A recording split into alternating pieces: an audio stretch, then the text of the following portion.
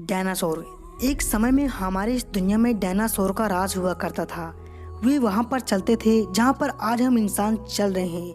उन्होंने इसी धरती पर सांसें लीं और इसी धरती पर लड़ाइयाँ भी लड़ी हैं। डायनासोर ने करीब 14 करोड़ साल तक हमारी इस पृथ्वी पर राज किया है। इन डायनासोर की हजारों प्रजातियां थी। इनमें से कुछ शाकाहारी थे तो कुछ मांसाहारी थे। कुछ डायनासोर बहुत ही शांत स्वभाव के थे तो कुछ डायनासोर बहुत ही हिंसक और खतरनाक हुआ करते थे। डायनासोर उस समय की सबसे सफल जीव थे। फिर अचानक ऐसा क्या हुआ जिसने कि डायनासोर की प्रजाति का नामो निशान मिटा दिया? आखिर वो कौन सी घटना है जिसने कि डायनासोर को हमारी इस पृथ्वी से मिटा दिया है? तो इसे जानने के लिए हमें चलना होगा आज से करीब 6.5 करोड़ साल पीछे। तो चलिए चलते हैं आज से करीब 6.5 करोड़ साल पीछे। तो अब हम आ चुके हैं आज से करीब 6.5 करोड़ साल पीछे। धरती पर मौसम बहुत ही शांत था। समुद्र की ठंडी ठंडी हवाएं और चारों तरफ डायनासोर के चिल्लाने और चीखने की आवाजें आ रही थी।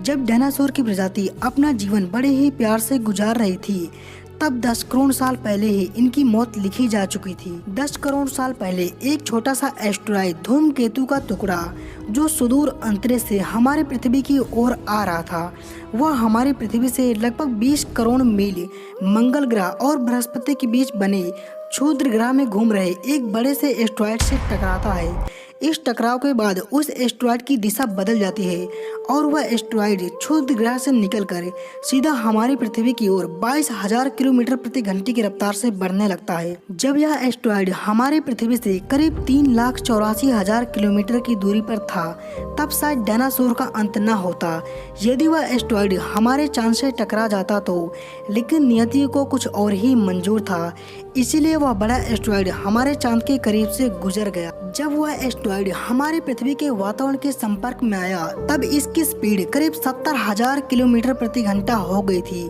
पृथ्वी के वातावरण में घुसते ही घर्षण के कारण वह एस्टेरॉयड एक बड़े आग के गोले में तब्दील हो गया और कुछ ही समय के बाद यह एस्टेरॉयड मैक्सिको के खाड़ी के पास आकर टकराता है और इसके बाद लगभग 35,000 डिग्री सेल्सियस वाला एक बहुत ही भयानक विस्फोट होता है।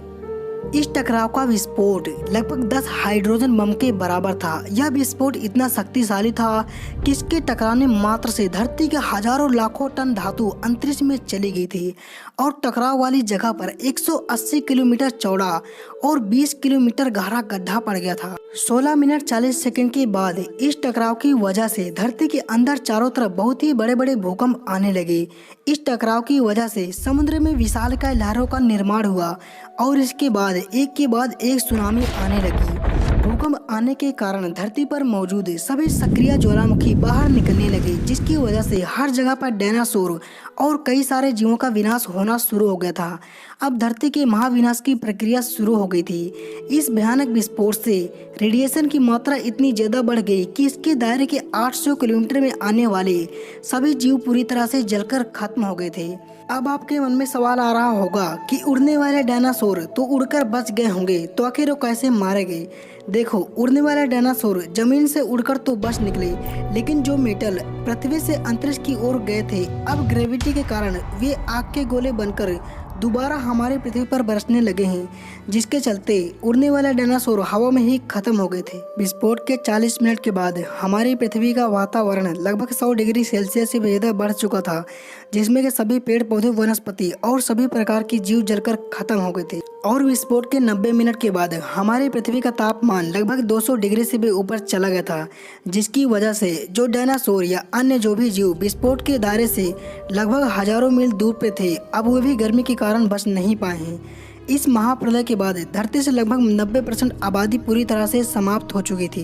जो 10% जीव बच गए थे उनमें से सिर्फ वही जीव जिंदा रह पाए हैं जिनका वजन 25 किलोग्राम से कम था।